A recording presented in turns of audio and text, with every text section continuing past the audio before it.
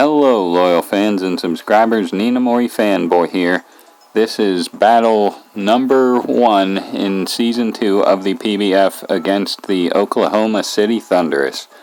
As I mentioned in my team preparation video, I would be bringing Mamoswine, Starmie, Mega Metacham, Quailfish, Talonflame, and Swampert. And I didn't know what he would bring. It kind of looks like what I was expecting. I was really paranoid about Mega Ampharos and Volcarona were the two main ones. As you can see, he brought Mega Ampharos, but no Volcarona, so that's at least good. So my main plan going in was to set up the hazards, pressure the Mew and or the Braviary, so get them out of the way, then I could get up hazards and they couldn't defog. That was my game plan. So let's see, if I can do what I intended to do, and if the screen can be where I intended to have the screen. Anyway, I lead with Mamo, he leads with Clefable. This is an unfavorable matchup for me, so I just go out to Quailfish right away. I didn't think he would attack, and he doesn't. He actually sets up Stealth Rock, which means that, one, I'll either have to spin, which is no big deal, or he'll have to defog them away, which I kind of plan on having him do very soon. I didn't go for Poison Jab. I went for Toxic Spikes as he brings in this Drapion. Now, since it's in, I'm kind of scared. I figured it would go for knockoff, but it goes for SD, so this is very scary. I do go for Scald, hoping to get a burn, and fortunately, I get a crit and a burn, so crisis already averted. And he actually goes for Night Slash instead of knockoff, maybe hoping to get a crit.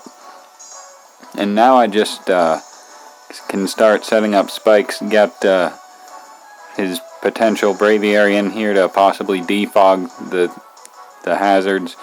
If it does do that, then I'll at least know that it does defog. And more importantly, it'll get his Stealth Rock off the field, so I don't have to spin them away before I bring in my Focus Sash Mamo once again. So he does go right out to Braviary, and there's the defog. Since he's in here, though, I can just go for repeated Scalds until I get a burn on this thing. So there's the first Scald, and got a burn already. That's 2 out of 2 Scalds that burnt. So here he withdraws again, as I believe I just start to set up my hazards again. I believe Spikes is now my main priority, because he has that Drapion that he can, come in and, get rid of him. So he goes right out to Ampharos. Now, I have not free switch, but I have a switch into my Mamo in case he wanted to go for Volt Switch or Thunderbolt. I am Sash, so even if he goes for Dragon Pulse, he won't OHKO. And I'll, of course, outspeed the next turn. So he does predict that and go for Dragon Pulse. But like I said, he didn't even take me to Sash, so that's good. And here, expecting the Earthquake, he actually withdraws into Braviary, which is an incredible play. Well, I'm not going to say it was an incredible play on my part, because Icicle Crash would have done severe damage to Mega Ampharos regardless. Icicle Crash was my best play in case he went out to Braviary, which he did, expecting my Earthquake, but it paid off for me, not so much for him. Now he brings out Entei, and I was actually fearing the Extreme Speed. I forgot that Extreme Speed was the shiny Entei only, Entei outspeeds anyway. And he can just go for Sacred Fire, and he does burn my Quailfish, so Quailfish can no longer pose much of a threat to my Clefable, or his Clefable, with the Poison Jab, so I decided to just start setting up all my hazards now, just because Quillfish can't really do much else anymore. I did bring it in knowing he could easily burn me, but, now, because his defogger's gone now, so this is an opportune time to get up these hazards.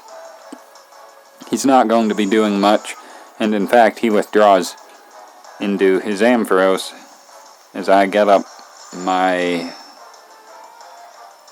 third layer of spikes, I believe. Yep, there's the third, but at the time, I thought that was only my second layer, which will be revealed after this turn.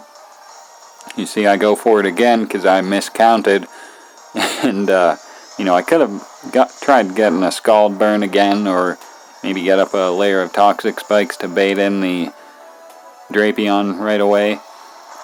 Now I just go out to Mamo, and I saved Mamo because, I could get up Stealth Rock, and I think he realized this because he stayed in with his Ampharos. I could have clicked Earthquake, but I think he knew that I preserved it mainly for Stealth Rock. And I think he predicted me to be a Stealth Rock lead, which is why he stayed in. Good play because my Mamo goes down, of course. But I do have this Swampert that can just come in and click Earthquake in its place, as he sacks the Drapion right now to the Earthquake.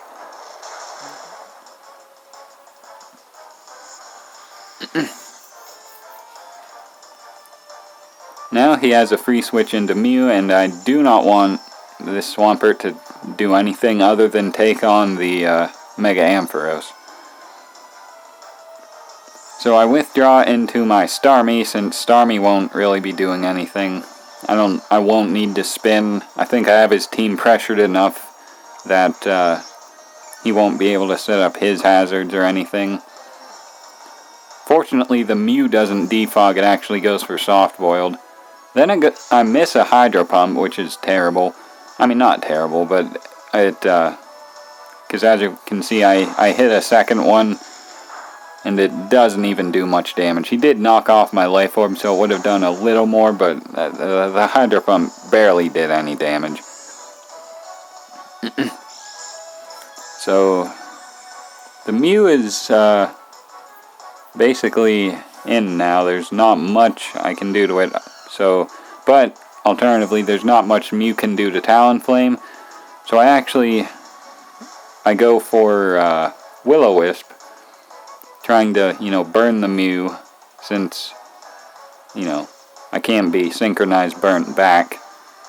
But he actually decides to sack Entei, as I go for Acrobatics. I don't want it to click Stone Edge or anything, so I just take out that Entei right away. Now he has a free switch into his Mega Ampharos yet again. And like I said, this is why I saved my Swampert, as them hazards are really threatening every time he brings anything in. So there's my Swampert, and he finally goes for Thunderbolt. Okay, his Mega Ampharos outspeeds my sassy Swampert, which is hilarious, because Mega Ampharos is notorious for being slow. Either way, Dragon Pulse wasn't a 2-hit KO, so even if he did predict my Swampert and go for Dragon Pulse, it wouldn't have taken me out, unless he got a crit or something. Now he goes into Mew, and I believe I switch right back out into my Talonflame, because it looks like it's time to start setting up. I expect a Soft Boiled here, and there's not much my Swampert can do to Mew. So definitely an optimal time to start setting up with Talonflame.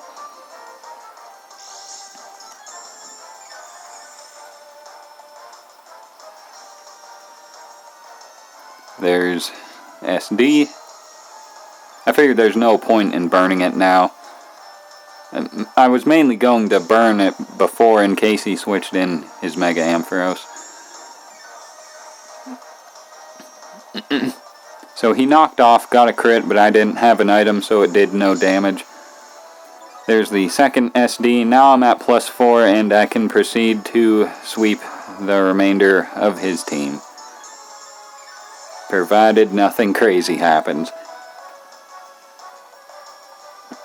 So here's a +4 acrobatics, and the Mew drops, and I believe he only has one Pokemon left, whom was the Clefable that he led with. It does not take hazard damage, which means it is not unaware, which means I can take it out with +4 acrobatics, which means I did defeat the Oklahoma City Thundurus in Battle 1 of the PBF.